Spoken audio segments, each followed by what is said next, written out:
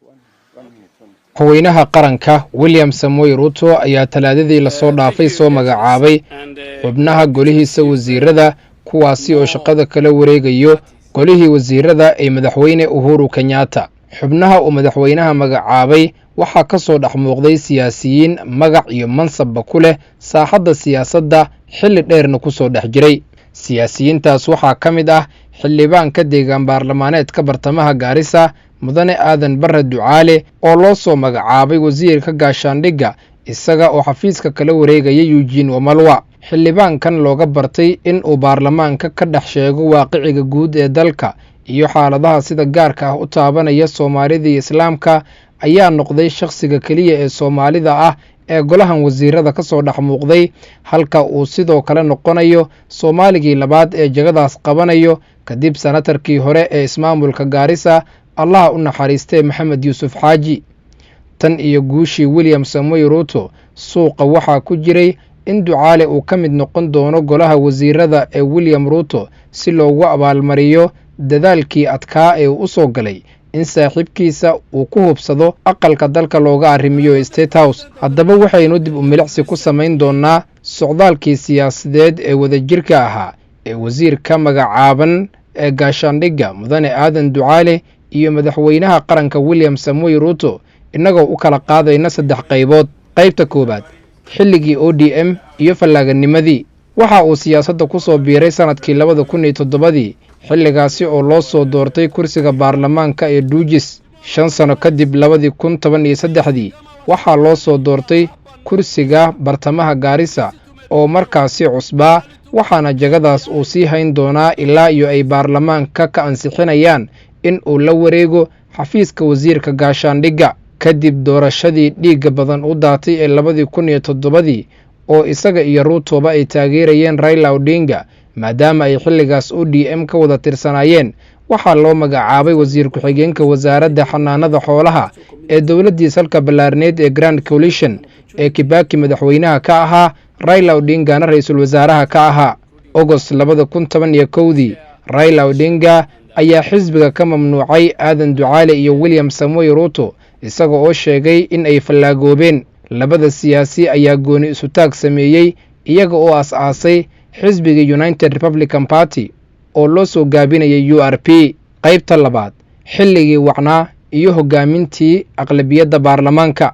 kadib aas-aaskii URP waxa ay la xulafoobeen madaxweynihii hore ee waddanka Uhuru Kenyatta iyo xisbigiisii TNA, waxaana 2013 ay soo dhiseen dowlad uu Uhuru madaxweyne ka yahay, Rutona ku-xigeen ka yahay. qaybsigii awoodda iyo kaalmaha hoggaanka sare markii ay timid xisbiga William Ruto waxaa ku soo aaday jagada hogaaminta aqlabiyadda aqalka baarlamaanka, waxaana uu jagadaasi siiyey mudane Aadan Ducaale isaga oo noqday qofkii ugu horreeyey ee jagadaasi qabta maadaama ay la timid sharcigii cusbaa ee 2010. jagadaasi waxa uu sii hayay 8 sano ay xigtay maadaama ay mar kale iyaga dowladda soo dhiseen, isagana mar kale xildhibaan loo soo doortay ilaa iyo sanadkii 2020 xilligaasi oo uu madaxweyne Uhuru Kenyatta go'aansaday in uu jagadaasi ka xayuubiyo maadaama uu saaxiib dhowla ahaa William Samoei Ruto, waxaana arrintan qayb ee ka ahayd awood ku maqoonin iyo xoog sheegasho uu Uhuru Kenyatta u xoog sheegtay dhammaan xubnihii saaxiibada la ahaa William Samoei Ruto, waxaana falalkaas ay ka dhasheen isgacanqaadkii iyo saaxiibnimadii Uhuru Kenyatta iyo Raila Odinga ee Maarso 2018 taasi oo loo yaqaano handshake. Ducaale ayaa waraysi u bixiyey waxa uu ku sheegay in Uhuru Kenyatta oo ah madaxweynihii hore uu si cad uga codsaday in uu dafiro saaxiibkiisa, balse uu u sheegay in uu yahay qof muslim ah, dhaqankaasina aysan ka suuroobin. qaybta saddexaad 2022 iyo dagaalkii laga mira dhaliyey. madaxweynihii kursiga ku fadhiyey ee Uhuru Kenyatta ayaa geed dheer iyo mid gaabanba waxa uu u fuulay sidii uu boqnaha u jari lahaa kursiga madaxtinimadana ku dhaafin lahaa William Samoei Ruto oo xilligaas ku-xigeen u ahaa. Ruto iyo saaxiibadiisa markay odorseen xaaladda siyaasadda waxaa u soo baxday in Jubilee aysan rajo lahayn, waxaana ay aas-aaseen xisbiga UDA maadaama ay arkeen in Uhuru Kenyatta uu la saftay ninkii ay iyaga uga heeliyeen 2 jeer ee uu kursiga madaxtinimada ku guulaystayba. siyaasiyiinta xisbiga UDA oo lagu qasbay in ay noqdaan mucaarad ayaa ku guulaystay doorashada iyagoo cadaadis ba'an kala kulmayay dowladdii madaxweyne Uhuru Kenyatta iyo laamaha dawliga ah. ololihii codraadinta ee William Samoei Ruto ayuu Aadan Ducaale qayb libaax leh ka qaatay, waxaana uu la soo maray dhammaan gobollada dalka.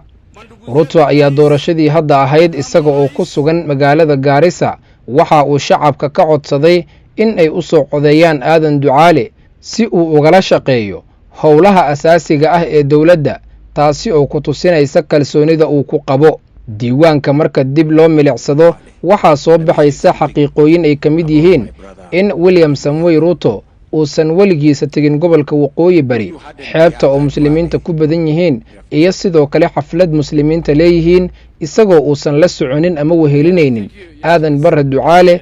taasi iyada ah oo sawir buuxa ka siinaysa sida uu u matalo muslimiinta guud ahaan iyo Soomaalida gaar ahaan, iyo sidoo kale kalsoonida uu ku qabo madaxweynaha haatan kursiga ku fadhiya ee William Samoei Ruto. isku soo wada duuduubo, madaxweyne William Samoei Ruto ayaa si cad waxa uu banaanka u keenay astaantii ay dhammaan dadkii la shaqeeyay ku sheegeen ee ahayd fulinta ballamaha uu saaxiibadiisa u dhow ka qaado.